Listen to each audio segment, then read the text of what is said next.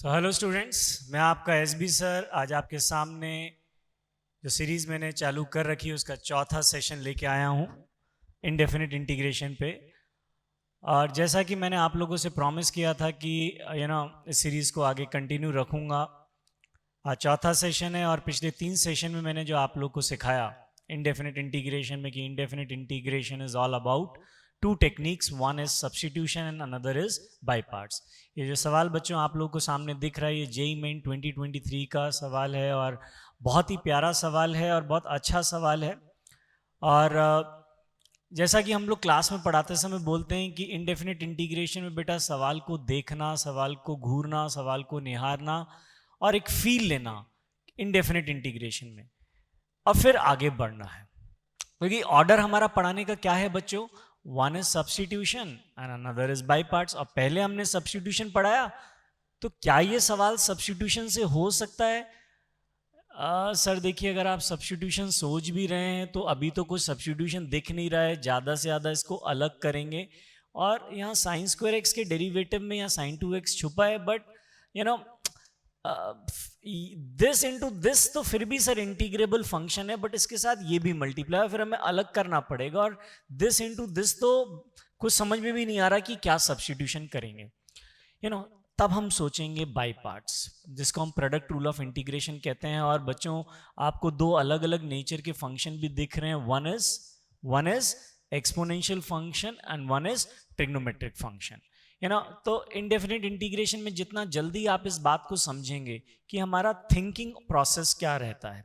और ये bye parts का ही एक सवाल है जिसको हम यहाँ बंसल क्लासेस में, जो बंसल सर ने नाम दिया है, हो ना हो वो ना हो, जहाँ जिस प्रोफाइल को सब लोगों ने इस तरह से पढ़ा होगा कि e raise to the power x into f x plus F dash x d x is equal to e raise to the power x F x plus C. अब इसके किस्से कहानी हम लोग क्लास में सुनाते हैं कि बंसल सर ने इस स्पेशल इंटीग्रेंट को, इस इंपॉर्टेंट इंटीग्रेंट को हो ना हो वो ना हो क्यों नाम दिया। बट अभी इतना समय नहीं है कि मैं आज के लेक्चर में आपको वो किस्से, वो कहानी, वो हंसी मजाक की बातें जो हमने पढ़ते हुए बंसल सर से सुनी थी वो आज आपको सुनाऊं। बट स्टिल ये एक इंपॉर्टेंट इंटीग्रेंट है जिसको कि हम यहाँ पे टू क्लासिक इंटीग्रेंट्स के नाम पे बोलते हैं। One classic integrand is this which is nothing but basically by parts की एक टेक्निक है, f x plus x f dash x, f x plus x f dash x d x is equal to x f x plus C. अभी तो मैं आपको ये बता रहा हूँ कि ये सब आप पढ़ के बैठे हो यहाँ पे, तो this is giving you a hint जो सर के मुंह से निकलता था उस समय, या सर हमें सिखाते थे कि बच्चों अगर ये e की पावर x के संग कोई अलग नेचर का फंक्शन लिखा हुआ है तो आपके अंदर से एक आवाज आती कहीं, यार ये वो तो नहीं, e raise to the power x F x plus F dash X, और यहाँ x का मतलब सिर्फ और सिर्फ x से होता है, नथिंग एल्स।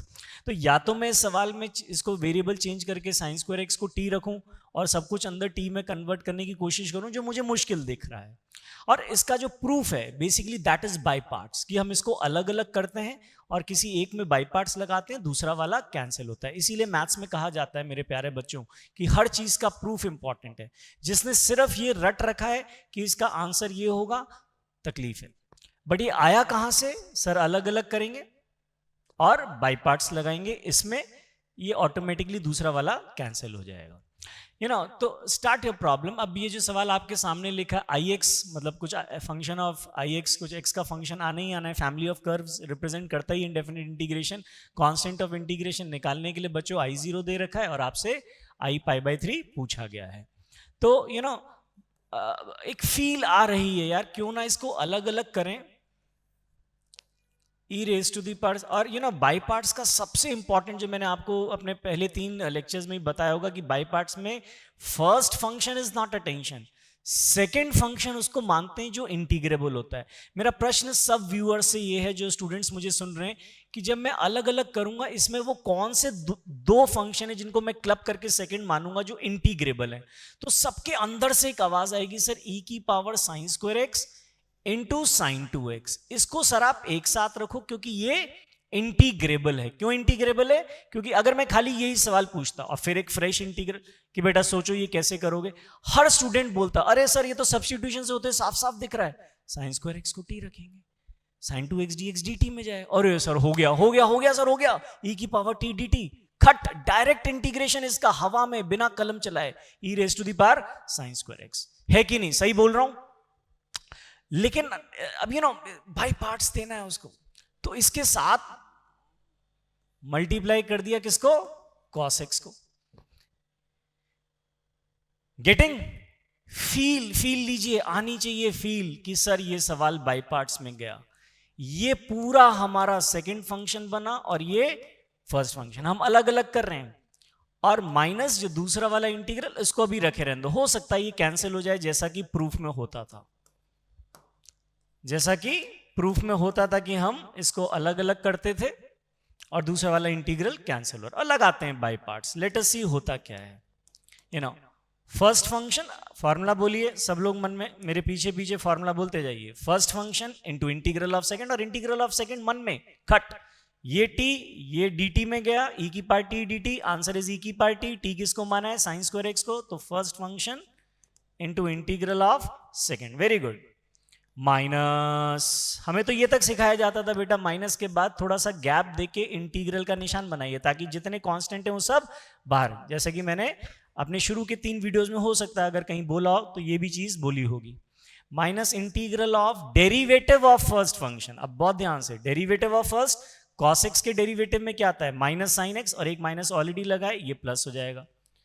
अरे सर कुछ मिलते हुए दिख रहा है सर, ये मिल रहा है सर, ये लगता है कटने वाला है, सही डायरेक्शन में है। Minus integral of derivative of first into integral of second. अरे सर मजा ही आ गया, बहुत मजा आया, अरे सर शानदार, खट, ये से कैंसिल हुआ।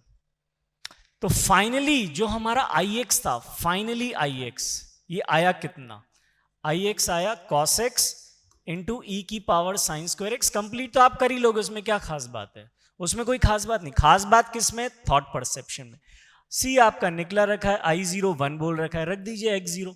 जैसे ही x0 रखेंगे, e की पावर 0 1, cos 0 1, वो i0 भी 1 दे रखा है, 1 से 1 कट जाएगा, ये लीजिए c कितना आ गया, 0। पूछा क्या गया, i पाई बाई 3।